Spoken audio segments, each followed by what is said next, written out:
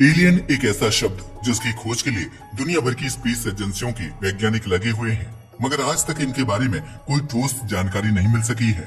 Normally alien का relation space से माना जाता है, लेकिन क्या वाकई एलियन स्पेस में रहते हैं? और अगर वाकई ऐसा है, तो नासा समुद्र की गहराई के 10 किलोमीटर नीचे आखिर क्या रहस्य खोजने की कोशिश कर रही है? आखिर नासा को ऐसा क्या मिला है जिसकी वजह से वह समुद्र की गहराई में उतर गया है? बट नासा तो एक स्पेस एजेंसी है, फिर समुद्र में उसका क्या काम? जबकि अमेरिका के पास ओशन रिसर्च करने के लिए national oceanic and atmospheric administration यानी NOAA नाम की एक बड़ी इंस्टीट्यूशन पहले ही मौजूद है। कहीं ऐसा तो नहीं कि नासा को समुद्र के नीचे एलियन जीवन के सबूत मिले हैं, या फिर नासा किसी बड़ी मुसीबत से धरती को बचाने की कोशिश कर रही है, जिसका अंदेशा उससे पहले ही हो चुका है। आखिर क्या है ये मिशन जिसे वर्ल्ड की सभी स्पेस एजेंसी के लिए इंस्पिरेशन माना जा रहा है? पूरी जानकारी देंगे, मगर उसके लिए आपको हमारी वीडियो को एंड तक देखना होगा। चलिए शुरू करते हैं। ये सच है कि दुनिया भर की अनेक स्पेस एजेंसियां एलियन लाइफ की खोज में सदियों से जुटी हुई हैं। हालांकि आज तो इंसान के पास कई अत्याधुनिक उपकरण हैं, जैसे केपलर स्पेस टेलीस्कोप, हबल और जेम्स वेब स्पेस टेलीस्कोप, जो जीवन के संकेतों को लाखों लाइट ईयर दूर तक खोज सकते हैं। मगर अफसोस, अब तक एलियन लाइफ का कोई ठोस प्रमाण नहीं मिला है। हालांकि वैज्ञानिक इस बात की संभावना भी मानते हैं कि जीवन किसी दूसरे तरीके से भी उत्पन्न हो सकता है। जैसे कि अर्थ की तरह बाकी के प्लैनेट पर भी जीवन जरूरी नहीं है कि पानी पर आधारित हो सकता है कि हम अब तक गलत दिशा में खोज कर रहे हों, बट भले ही इसके 1% चांस हो, लेकिन वैज्ञानिक फिर भी इसे सफल बनाने के लिए जुटे हुए हैं। समुद्र की बात करें तो यह धरती के 2/3 भाग पर मौजूद है, लेकिन यह कितनी विडंबना की बात है कि हम डिस्टेंट प्लैनेट्स एंड मून्स के बारे में तो बहुत कुछ जानते हैं, लेकिन समुद्र की गहराई के बारे में आज भी बहुत कम जानकारी है। समुद्र की गहराइयों में ऐसे कई जीव हैं जिनके बारे में हमें कोई जानकारी नहीं है, या फिर यूं कहें कि हमने उनके बारे में सोचा तक नहीं है। आखिर समुद्र के अंदर रिसर्च करना इतना कठिन क्यों है? और इतना हार्ड होने के बावजूद आखिर नासा ने समुद्र के इस अनोखे मिशन को केवल 2 महीने की समय सीमा के साथ क्यों शुरू किया? समुद्र में ऐसा क्या है जिससे नासा जल्द से जल्द खोज निकालना चाहती है? वैसे हम आपको बताते चलें कि नासा के इस मिशन पर कई सालों से काम किया जा रहा है। एक्चुअल में इस मिशन के माध्यम से नासा समुद्र में रहने वाले सभी जीवों के रहस्यों को तो उजागर करना ही चाहती है, साथ ही जानकारी जुटाना चाहती है एलियन की। क्या एलियन? जी हाँ, आपने सही सुना। आखिर समुद्र और एलियन का क्या कनेक्शन है? एक्चुअल में ये तो आप जानते ही हो कि समुद्र के 90% जीवों की आबादी सनलाइट जोन में ही है, जहां सूर्य की किरणें पहुंचती हैं। लेकिन गहराई में जीवन की संभावनाएं अब भी बनी हुई हैं, और यही नासा के एलियन एक्सप्लोरेशन मिशन का एक महत्वपूर्ण हिस्सा है। नासा का यह मिशन एलियन लाइफ की खोज से रिलेटेड होने के साथ साथ और भी कई डायमेंशन को कवर करता है, खासकर हमारे सोलर सिस्टम के एक ऐसे स्पेस ऑब्जेक्ट पर जहाँ जीवन के संकेत मिले हैं। वैज्ञानिकों का मानना है कि जीवन के लिए पानी, ऊर्जा और केमिस्ट्री 3 आवश्यक तत्व हैं, एंड समुद्र की गहराई में ऊर्जा के अदर सोर्सेस मौजूद हैं। और यही कारण है कि नासा की दिलचस्पी हैडल जोन में है। हैडल जोन की बात की जाए तो ये समुद्र की सरफेस से लगा हिस्सा है, जो समुद्र की सबसे गहरी जगहों में से एक है। ये इसलिए इतना खास है क्योंकि यहाँ से ही ओरिजिन ऑफ लाइफ मानी जाती है, और यही वजह है जिसके कारण इस जगह से नासा को एलियन जीवन के संकेत मिलने की सबसे ज्यादा संभावना दिखती है। मगर समुद्र की गहराई में जाना आसान नहीं है, जिसका अंदाजा आप इस बात से लगा सकते हो कि हर 10 मीटर की गहराई पर जाने पर पानी का दबाव 1 एटमॉस्फेयर से बढ़ता है। 1 एटमॉस्फेयर दबाव का मतलब है कि जितना दबाव हमारी बॉडी जमीन पर महसूस करती है, उससे दुगना वो ओशन के एटमॉस्फेयर में हर 10 मीटर के बाद महसूस करती है। यहाँ का दबाव कितना खतरनाक होता है, इसका अंदाजा आप इस बात से भी लगा सकते हो कि टाइटन सबमरीन समुद्र तल से 3.5 किलोमीटर अंदर थी जब वह इम्प्लोड हो गई थी। आपको यह जानकर हैरानी होगी कि सबमरीन के अंदर बैठे लोग और यह पूरी सबमरीन 1 मिली सेकंड के अंदर ही पूरी तरह से डिस्ट्रॉयड हो गए थे, या फिर यूं कहें कि वेपर बन गए थे। यह सब कुछ इतना जल्दी हुआ कि किसी को कुछ भी पता नहीं चला होगा। ऐसा इसलिए क्योंकि ब्रेन को दर्द का एहसास करने के लिए कम से कम 25 मिली सेकंड लगते हैं, लेकिन उन्हें उस दर्द को महसूस करने का भी मौका नहीं मिला क्योंकि सब कुछ एक झटके में नष्ट हो गया था। मगर नासा के वैज्ञानिक इससे भी अधिक गहराई में जाने वाले हैं। ये गहराई कितनी होगी, इसका अंदाजा आप इस बात से भी लगा सकते हो कि नासा का मिशन जहां टाइटन सबमरीन इम्प्लोड हुई थी, उससे भी 3 गुना गहराई में जाएगा। और इसका कारण है एक एलियन एक्सप्लोरेशन मिशन। अगर इस मिशन की बात की जाए तो इसे नासा का डीप सी एलियन मिशन या ऑफिशियली ओशन एक्सप्लोरेशन मिशन के नाम से भी जाना जाता है। यह समुद्रों की गहराइयों में जीवन की रिसर्च और खोज के लिए है। इसके अलावा यह मिशन और भी कई खोज करेगा, जैसे ये ओशन की गहराई में पाई जाने वाली अननोन एंड एक्सट्रीमली यूनिक जीवों की खोज के अलावा महासागरों की जलवायु और इकोसिस्टम को समझने के लिए भी कंडक्ट कराया जा रहा है। वैसे हम आपको बताते चले कि नासा का मुख्य कार्य अंतरिक्ष अनुसंधान से जुड़ा हुआ है, लेकिन यह समुद्री अनुसंधान में भी सहयोग करता है। अगर इस मिशन की बात की जाए तो यह मिशन न केवल धरती पर महासागरों को समझने में हेल्प करेगा, बल्कि उन संभावनाओं को भी तलाशेगा कि दूसरे प्लेनेट पर भी इसी प्रकार के जल आधारित जीवन हो सकता है। नासा और अदर एजेंसी के थ्रू समुद्र के गहरे हिस्सों में रोबोटिक और सेंसर के माध्यम से अनुसंधान किया जाता है, जो गहरे पानी में जीवन की संभावनाओं का अध्ययन करते हैं। अगर नासा की गहरे समुद्र में की जा रही इस रिसर्च के इम्पोर्टेंट साइंटिफिक ऑब्जेक्टिव्स की बात करें तो इसके कई मेन पर्पज हैं, जैसे डीप सी में लाइफ की खोज। असल में नासा गहरे समुद्र में उन जीवों और सूक्ष्म जीवों की खोज कर रहा है जो एक्सट्रीमली डिफिकल्ट सर्कमस्टेंसेस में जीवित रहते हैं, जैसे कि extreme pressure, low temperatures and lack of oxygen. ये स्टडी यह समझने में मदद कर सकती है कि यूनिवर्स में स्पेशली अन्य प्लैनेट और उनके सैटेलाइट्स पर जीवन किस तरह स्टार्ट हो सकता है।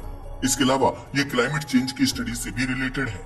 एक्चुअल में डीप सी स्ट्रक्चर और वहाँ की ऑर्गेनिजम्स की स्टडी क्लाइमेट चेंज के असर को समझने में हेल्प करता है। Changing temperature and chemical composition of the ocean से पृथ्वी के एनवायरनमेंट पर क्या इफेक्ट पड़ेगा, इसकी स्टडी इम्पोर्टेंट है। यही वजह है कि नासा ने स्पेसिफिक रूप से डीप सी स्टडीज के लिए cutting edge robots and other technologies का डेवलपमेंट किया है, जैसे कि ROVs यानी रिमोटली ऑपरेटेड व्हीकल्स और AUVs यानी ऑटोनोमस अंडर वाटर व्हीकल्स। असल में यह तकनीक भविष्य में अंतरिक्ष मिशनों में उपयोग की जा सकती है, स्पेशली उन जगहों पर जहां ह्यूमन का पहुंचना कठिन है, जैसे आइसी मून्स या अदर प्लैनेट्स पर। इसके अलावा नासा इसके जरिए फॉसिल्स और जियोग्राफिक फॉर्मेशंस की भी स्टडी करेगा। एक्चुअल में नासा डीप सी की तलहटी में पाई जाने वाले ancient fossils and geological formations का भी अध्ययन करेगा, ताकि यह समझा जा सके कि अर्थ की हिस्ट्री एंड जियोलॉजिकल एक्टिविटीज कैसे विकसित हुई।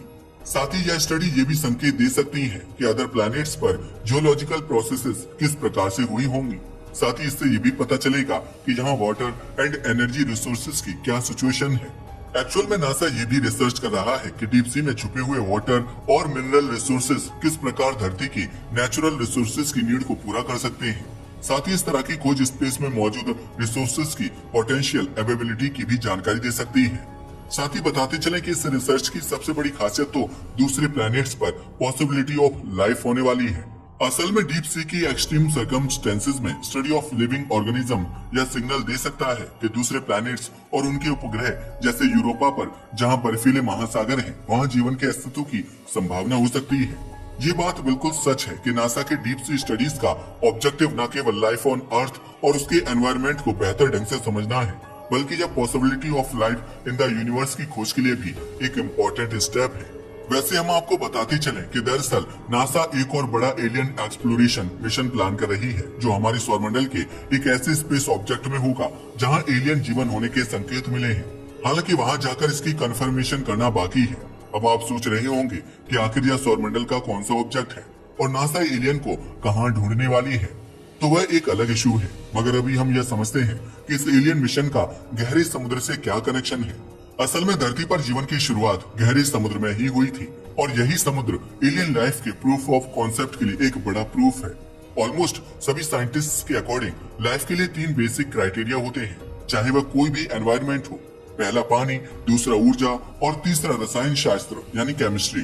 साथ ही बताते चले कि चाहे इंसान हो या कोई भी जीव, हर एक नॉन लिविंग मॉलिक्यूल से बने होते हैं, इसलिए जीवन पर भी वही रूल्स एंड प्रोसीजर्स लागू होती हैं। इनके साथ साथ कुछ खास एलिमेंट होते हैं जो जीवन के लिए अनिवार्य होते हैं, जैसे हाइड्रोजन, कार्बन, ऑक्सीजन, सल्फर आदि, जिनसे लाइफ बनती है।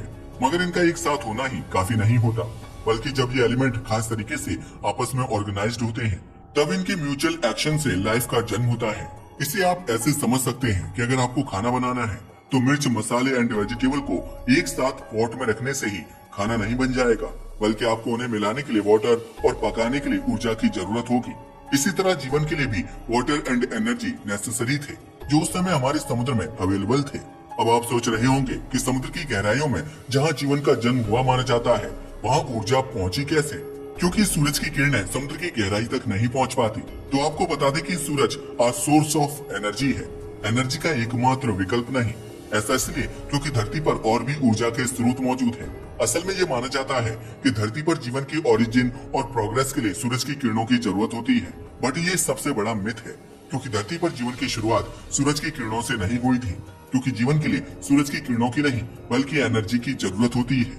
यही कारण है कि नासा की दिलचस्पी आज भी महासागर के नीचे एक खास जोन में बनी हुई है, जिसे हैडल जोन कहते हैं। अब आप सोच रहे होंगे कि आखिर हैडल जोन में नासा को इतनी दिलचस्पी क्यों है? तो आपको बता दें कि धरती पर सबसे पहले जीवों का जन्म इसी जोन में हुआ था। हैडल जोन समुद्र का सबसे गहरा हिस्सा है जो समुद्र तल से टकराता है। कई जगहों पर यह 11 किलोमीटर की गहराई तक भी जाता है। इस जोन में कई प्रकार की डेंजरस सिचुएशंस होती हैं, जैसे हाइड्रोथर्मल वेंट्स। अगर हाइड्रोथर्मल वेंट्स की बात की जाए तो हाइड्रोथर्मल वेंट्स का मतलब होता है अंडर वाटर ज्वालामुखी। जब ये वेंट्स फटते हैं तो इनमें से उबलता हुआ पानी, खनिज और लावा स्टीम निकलती है। इसी प्रोसेस के कारण पानी का टेम्परेचर लगभग 400 डिग्री सेल्सियस तक पहुंच जाता है, जो इतनी हीट होती है कि यह ठोस धातु यानी कि मेटल को भी पिघला सकती है। यही वो वजह है जिसके कारण माना जाता है कि समुद्र की गहराइयों में जो जीव पैदा हुए थे वे सूरज से प्राप्त ऊर्जा से नहीं बल्कि हीट ऑफ द अर्थ से जीवित थे।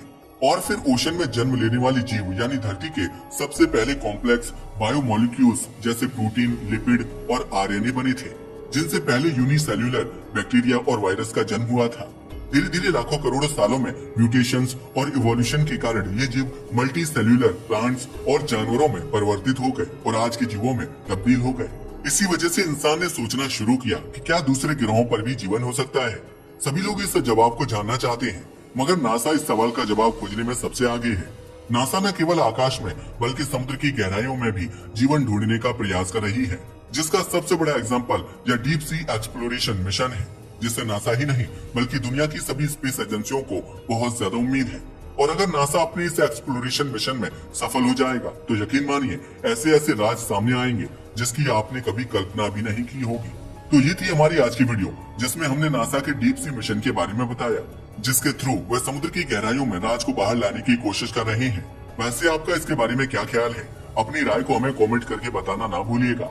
साथ ही अगर आपको हमारी वीडियो पसंद आई हो तो उसे लाइक और हमारे चैनल को सब्सक्राइब करें। धन्यवाद।